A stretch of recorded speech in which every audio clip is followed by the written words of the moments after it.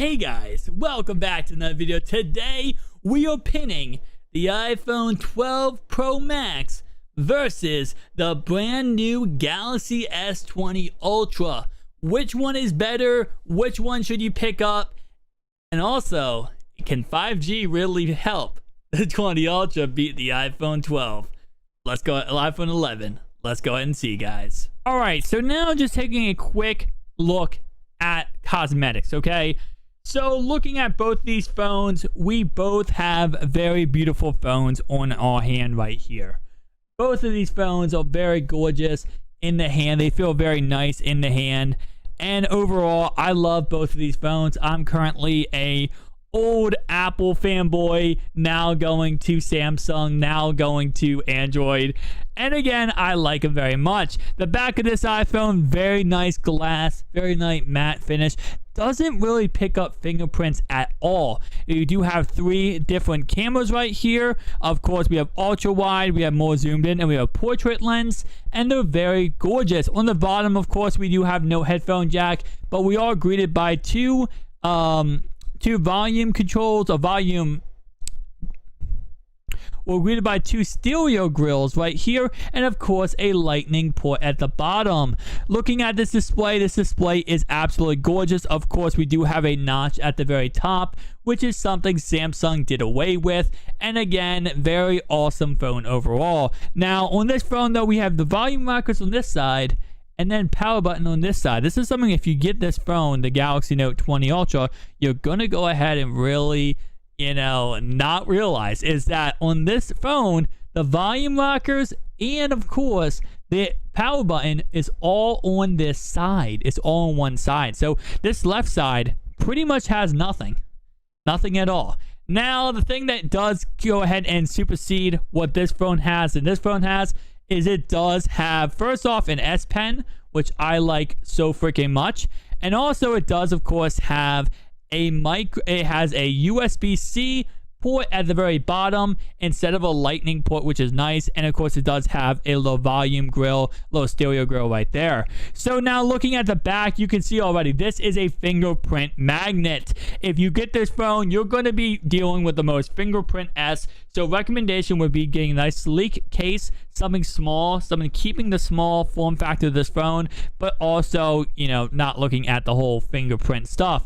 Now, they do have three camera lenses on this phone. They have a portrait, an ultra wide, and a zoom lens. And of course, it does have a laser. Now, the laser is actually pretty awesome. It actually lets it so that when it's close up and very close up focus wise, it actually is able to go ahead and focus a lot better. And again, that was because of the fact of the last phone that was on the market, the Galaxy S20 Ultra. The focus real close up was not the greatest. Now, comparing, of course, both of these, this is running iOS 14, which, of course, is a very good software, and this is actually running Android 10. Now, both of these have their ups and downs, or peaks and valleys. I personally like both of them here and there. Now, of course, if we go ahead and run a Geekbench, and I'm going to go ahead and show you guys what this Geekbench looks like. So we're going to go ahead and test out both of these phones and see personally which one is actually going to be better. So first off, I just ran a Geekbench on this phone. I'm going to go ahead and run another one. And let's go ahead and see. So let's go ahead and see CPU, run bench. So again, guys, we are running benches on both of these phones. Now, this is going to take us some time. So let's go ahead and talk about the differences.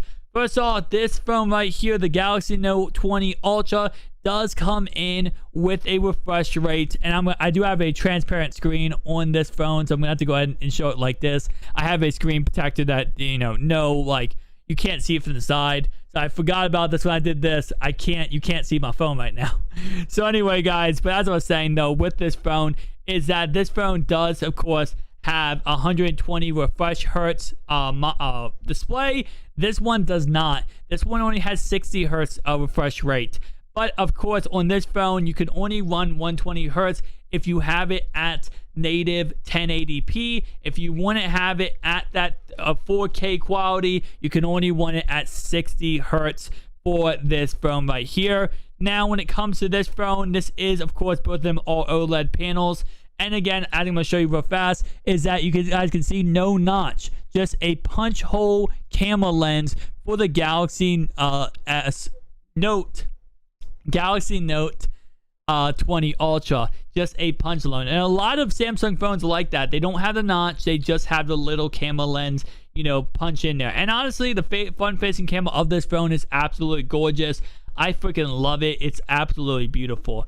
So this actually, the iPhone's actually about to finish the Geekbench before this Samsung. Now, I just ran this Samsung not too long ago though, so that might be something. Now, both of these phones do go ahead and give you facial unlock. Now, I believe, personally speaking, iPhone is a lot faster based on using this phone for a week and then using this phone for a year. This is a lot faster overall, but this does actually give you it gives you fingerprint unlock. So yes, you get the fingerprint reader back, which we had back in the iPhone 5S days, and obviously I love that so much. Also the iPhone 7 and maybe 8. No, I think, yeah, 8 had it too. I love the fingerprint reader. I love going ahead and locking my phone with a fingerprint, which, because you guys know, nowadays with all the masks, it's so much more convenient. I don't want to have to use my freaking face, you know, because I'm going to have to go ahead and do all that kind of stuff. So this is what the iPhone scored. They scored 1334 on single core and 3379 on multi-core. Not bad at all.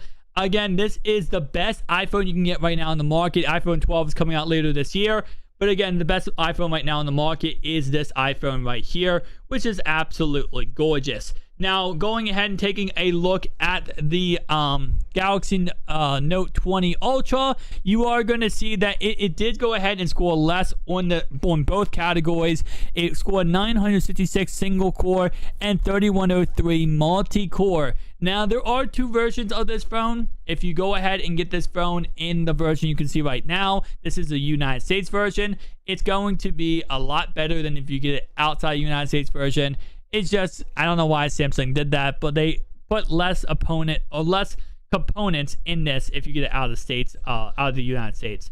But overall, guys, again, both these phones are very well. And the biggest thing about this phone over this phone is that in this phone, you do have removable storage. You do not have this on the Galaxy Note 20, just the 20 Ultra. You can put up to 1 terabyte of storage, micro SD, into this card. You cannot do that with this at all. I have 64 gigabytes on this phone. This is a 64 gigabyte phone. No matter what I do, it's 64 gigabytes. Guys, tell me down below your thoughts and opinions of these two phones. Which one do you have? Which one are you going to pick up if you are picking up a brand new phone? And I'll see you guys in the next one. Peace out.